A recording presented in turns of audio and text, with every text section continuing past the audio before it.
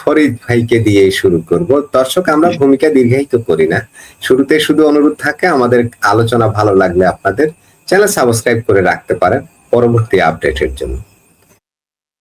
জি ফরিদ ভাই, বিজেপি তো জয়টা তো কনফার্ম। এখন প্রশ্ন হলো, বিজেপির পশ্চিমবঙ্গের মুখ্যমন্ত্রী কে হচ্ছেন এই নিয়ে কিন্তু জল্পনা কল্পনা আছে। আগে থেকে শুনেছি একজন বাঙালি হবেন মুখ্যমন্ত্রী, কিন্তু কে হবেন এটা কিন্তু ডিসাইডেড না। কে হতে পারেন বলে আপনার মনে হয় ফরিদ ভাই? আমি আসলে বিজেপি তো ওয়ান ম্যান শো না, ওয়ান ম্যান পার্টি না। সেখানে এমন হইতে পারে মুখ্যমন্ত্রী এখন একজনকে দিতে পারে, 5 বছরে 2বার, একটা বলে রাখি আপনাকে, পরিবর্তন করতে পারে, এটাও ঘটে যেতে পারে। মানে কাকতালীয় ভাবে এটাও ঘটে যেতে পারে। এটা আমার আজকে এই সন্দেহটা হচ্ছে, কারণ সেখানে 6 জনের নাকি 5 জনের নাম আসছে, তার মধ্যে শুভেন্দু অধিকারী, শুভেন্দু দাও আছেন। তো আমার ভোট থাকবে। আরেকজন আছেন, কি যেন নাম, ওই যে খুব ভালো কবিতা আবৃত্তি করেন, সৌমিক দা, ঠিক আছে, চমৎকার দুইজনেরই। তো এরা দুইজনের মধ্যে একটা হওয়ার সম্ভব, সৌমিক দা অথবা শুভেন্দু দা, এদের এদের দুইজনের একজন হওয়ার সম্ভাবনা বেশি। অথবা ওই যে বললাম যে যেহেতু বিজেপি হচ্ছে একটা ওয়ান ম্যান পার্টি না, তাকে নতুন মুখ নিয়ে আসতে পারে, কারণ তাদের দল তো ভিন্ন রকম আইডিওলজিতে চলে। বিজেপি কিন্তু টোটালি, আপনি খেয়াল করবেন, বিজেপি টোটালি একটা আইডিওলজি ভিত্তিক দল, আপনি তাকে যত গালি দেন। তারা কিন্তু ওয়ান ম্যান শো না। যখন যখন আপনার বাজপেয়ী ছিল, মনে হয়েছিল তিনি ছাড়া বোধহয় কেউ নাই, কিন্তু দেখেন কিভাবে নেতৃত্ব তারা তৈরি করে। এটার জন্য তাদের আপনাকে সাধুবাদ দিতে হবে। এরা এরা ক্যাডার ভিত্তিক রাজনীতি করে, অনেকটা বামপন্থীদের মতো। বামপন্থীদেরও একটা সমস্যা, এরা আবার একজনকে দেখবেন সবসময় দিয়ে রাখে। বামপন্থীরা যদিও বলে গণতন্ত্র চর্চা করে, কিন্তু আসলে তারা করে না, ঠিক আছে। কি জামাতে হিজবুতিরা যে সুবিধা পেত মমতার কাছ থেকে, তার কি এখন অবসান হলো ফরিদ আঙ্কেলের কাছ থেকে জানতে চাই। জি, আপনি ঠিকই বলেছেন, এটার অনেকটাই অবসান হয়ে গেল। তবে ভেতরে ভেতরে কিছুটা সুবিধা তো দিবে। আরেকটা জিনিস আমি বলি, আপনি যদি প্রশ্নটা করেন, আমি বলি একটা কাজ, কিন্তু এইবার বাংলাদেশ থেকে যখন বিএনপি এবং জামাতিরা দৌড়ানি খাবে, ঠিক আছে, জি জি ঠিকই বলেছেন, আমি হারি নাই, আমার অনুমান ভুল হয়েছে আর কি। ঠিক আছে, আপনি ঠিকই বলেছেন, আর আমিও চেয়েছিলাম আমার অনুমানটা ভুল হোক। আপনাকে বলি, এই যে বিএনপি যখন ক্ষমতা উচ্ছেদ হবে, আমি ভেবেছিলাম মমতা যে ক্ষমতায় থাকলে একদিন পালায় জামাত ওইখানে সুযোগ নেবে, ওই সুযোগ থেকেও এখন তারা বঞ্চিত হয়ে গেল। এই যারা এখন বাংলাদেশের ক্ষমতায় আছে তাদের কপালে শনি আছে। আবার ফিরে আসি আপনার মুখ্যমন্ত্রীর কথা। মুখ্যমন্ত্রী হয় আমার ধারণা ওই যে 6 জনের নামে আসছে তাদের মধ্যে হওয়ার সম্ভাবনাই বেশি। তারপর বলা যায় না, বিজেপি তো অনেক সময় দেখবেন যে এমন তারা মানে মানে অনেকটা ম্যাজিকের মতো কাজ করে, এমন একটা ব্যক্তি নিয়ে আসবেন যে আমরা কল্পনাই করতে পারবো না। তবে আমার ভোট থাকবে ওই যে সৌমিক দা আর হচ্ছে শুভেন্দু অধিকারীর। মানে আমার যদি, আমি তো আর কারোর ব্যাপারে অত কিছু জানি না, যদিও 6 জনের নাম আসছে।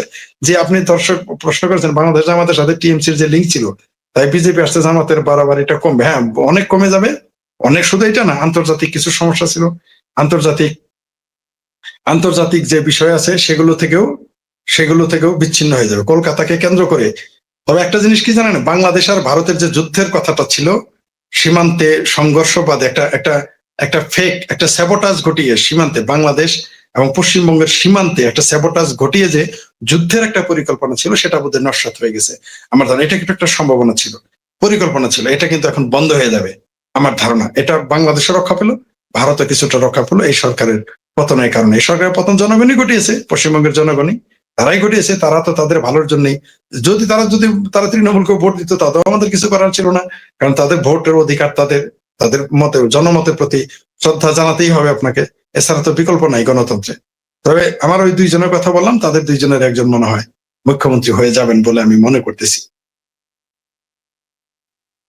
জি, ফরিদ ভাই, ভারতের প্রধানমন্ত্রী নরেন্দ্র মোদীর একটা মন্তব্য পশ্চিমবঙ্গের ভোট নিয়ে, বাংলায় পদ্ম ফুটেছে, মানুষের স্বপ্ন পূরণে সবকিছু করবে বিজেপি। আপনার কি মনে হয় বাংলার মানুষের যে স্বপ্ন, যে বেকারত্ব, যে শিল্পায়ন, এই সব যে অর্থনৈতিক দৈন্যতা, সেগুলো উতলে ওঠা কি সম্ভব হবে? আপনার কি মনে হয় ফরিদ ভাই? আমি বিশ্বাস করি এটা তো আপনাকে মানুষের আকাঙ্ক্ষা কিন্তু অনেক, আকাঙ্ক্ষা অনেক, সব হয়তো পূরণ হবে না, কিন্তু যেটা টিএমসি করতে পারে নাই, তৃণমূল কংগ্রেস করতে পারে না, যেটা কংগ্রেস করতে পারে নাই, যেটা বামপন্থীরা করেই নাই, ঠিক আছে, আমার মনে হয় বিজেপি সেটা অনেক, মানে পশ্চিমবঙ্গের মানুষের যে চাহিদা, সেটা হিন্দু হোক, মুসলমান হোক, বৌদ্ধ হোক, খ্রিস্টান হোক, ওইখানে তো আবার নাস্তিক আছে, নাস্তিক হোক, যে মতের হোক, সারা সর্বোপরি পশ্চিমবঙ্গের, কারণ সরকার যখন গঠন হবে তখন তো সেটা বিজেপি সরকার হইলেও রাজ্যটা তো তা তো সকল দেশ নাগরিকেরই সে রাজ্যের সরকার। তো আমার মনে হচ্ছে যে বিজেপি আসাতে নরেন্দ্র মোদীজি যেটা বলেছেন, আমার মনে হয় পশ্চিমবঙ্গে একেবারে একটা বিপ্লব ঘটবে। আমার ধারণা ব্যাপক পরিবর্তন হবে বলে আমি বিশ্বাস করি। ব্যবসায়িক, ওইখানে শিল্প কারখানা হবে, ওইখানে সাম্প্রদায়িক সম্প্রীতি আরো বাড়বে। কারণ বিজেপি চিন্তা করবে নেক্সট টার্ম আমি কিভাবে ক্ষমতায় যাব, মুসলমানদেরকে তারা আস্থাতে নেওয়ার চেষ্টা করবে, মুসলমানদের শিক্ষা, স্বাস্থ্যের সুযোগ সুবিধা বাড়িয়ে দিবে।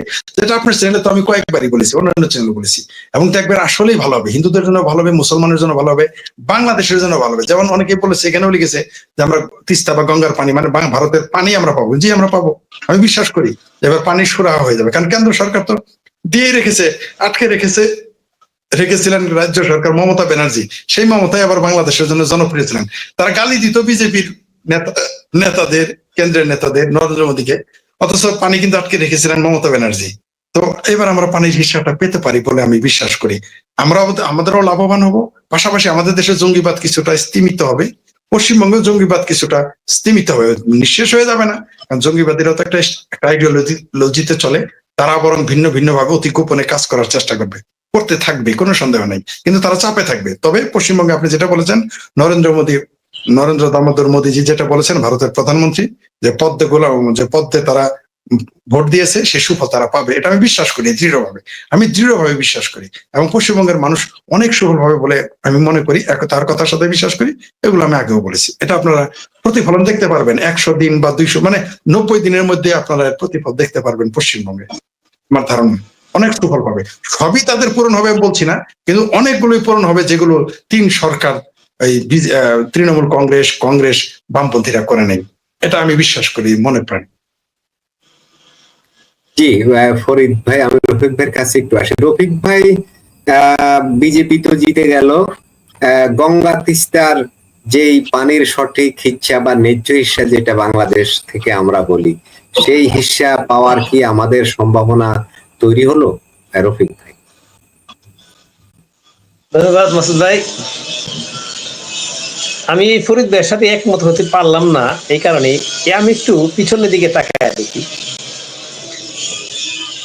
মমতা ব্যানার্জি কেন্দ্রীয় মন্ত্রী না, কেন্দ্রীয় ধরেন সরকার, নরেন্দ্র মোদী সাহেব তিস্তা চুক্তির জন্য কিন্তু সম্মতি দিছিল, এটা ঠিক। মমতা ব্যানার্জি দেয় নাই, মমতা ব্যানার্জির কারণে কিন্তু এই চুক্তিটা হয় নাই, এটা একটা বাস্তবতা। কিন্তু তখন কার সাথে চুক্তি রয়েছিল? শেখ হাসিনা সরকারের সাথে। আপনি দীর্ঘ দিন কিন্তু শেখ হাসিনার সাথে, নরেন্দ্র মোদী যতদিন ছিল, শেখ হাসিনা এর আগে থেকে ক্ষমতায়, তো ওই জন্যই তাদের সাথে একটা দীর্ঘদিনের একটা সম্পর্ক তৈরি হয়েছিল, আস্থার সম্পর্ক তৈরি হয়েছিল, যেটা সবাই বলে যে ইতিহাসের সেরা সময় পার করছে গত 15 বা 16 বছর। ভারতের সাথে বাংলাদেশের সম্পর্কে ইতিহাসের সেরা সময় পার করছে সব দিক দিয়ে। আচ্ছা, এখন আপনি আসেন, এখন যেহেতু মোহাম্মদজি নাই, এখন তো আমাদের মানে আমরা চিন্তা করতেছি, বা আমি অ্যাক্টিভিটিস যা দেখতেছি, মানে ওই তৃণমূল কংগ্রেস বিজেপি পাশ করা বা আর আগে থেকে তার যে নেতৃত্বের যে যদিও সভাপতি মনে হয় পশ্চিমবঙ্গে আর একজন বিজেপি, কিন্তু মূল কারিগরটা কিন্তু শুভেন্দু অধিকারী সাহেব।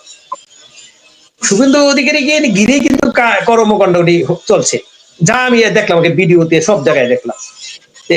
শুভেন্দু অধিকারী কিন্তু আপনার একটা চিন্তা রাখবেন, শেখ হাসিনার প্রতি তার কিন্তু আলাদা কিন্তু একটা মানে দুর্বলতা, মানে উনি আলাদাভাবে সম্মান করে, এটা আপনি ভালো করে দেখেন। ওনার যে বক্তব্যগুলো আপনি খেয়াল করেন আগে, এখন যেহেতু উনি যদি হয় মুখ্যমন্ত্রী হয়, উনি কিন্তু এটা কতটুকু করবে আমার সন্দেহ আছে। আর একটা জিনিস হলো যে আমাদের বর্তমান বাংলাদেশের যে বর্তমান সরকার, যেহেতু ইউনিসের আমলে তলানি দিকে ছিল আমাদের সম্পর্কটা, সেটা বর্তমান সরকার তো চেষ্টা করতেছে একটু আগায় নেওয়ার জন্য। এখন পর্যন্ত ওইভাবে আগাইতে পারে না, কারণ হলো 2.5 মাস পার হয়ে যাওয়ার পরেও এখনো কিন্তু আমাদের দেশের ভিসাটা কিন্তু খোলা হয় না। এখন খেয়াল করেন জিনিসটা, তার মানে কি ওরা কিন্তু পরীক্ষা দিন আছে, ওরা এখন আপনি চর্চা করতেছে, ভারত এখনো বাংলাদেশকে নিয়ে চর্চা করতেছে যে কি হতে পারে, কি হওয়া সব ভবিষ্যতে হইতে পারে, এটা নিয়ে চর্চা করতে করতে আস্তে আস্তে আগাবে। এই আগাইতে আপনার সময় পার হয়ে যাবে। এই দিক দিয়ে শুভেন্দু কিন্তু এমনিই মনে করেন যে আপনার এই যে আমাদের দেশের বর্তমান শাসক গোষ্ঠী বা ওই যে যারা শাসনের সাথে যুক্ত আছে, হ্যাঁ, 40% সাপোর্টার নিয়ে যে সরকার যে ক্ষমতায় আসছে, এদের প্রতি সবার প্রতি কিন্তু তার একটা অ্যানয়েড আছে, তার সে কিন্তু আপনার একটু ক্ষুব্ধ আছে, এটা আপনি ভালো করেই জানেন। এই ক্ষুব্ধতার কারণে এটা উনি যে ছাড় দিবে আমার মনে হয় না। এখন হয়তোবা কতটুকু ভারতের কেন্দ্রীয় সরকারকে কতটুকু আমাদের সরকার প্রভাব বিস্তার করতে পারবে সেটা একটা বড় ব্যাপার। এখন দেখা গেল কেন্দ্রীয় সরকার বলবে ঠিক আছে আমি দিয়ে দিলাম, আর শুভেন্দু অধিকারী যদি সত্যি যদি হয় মুখ্যমন্ত্রী হয়, সে বলে আমি দিব না, দেখেন আমি দিব না। এখন কেন্দ্রীয় সরকার বলবে কি, আমি তো দিতে চেয়েছিলাম ভাই কত শুভেন্দু অধিকারী, আমি কি করব।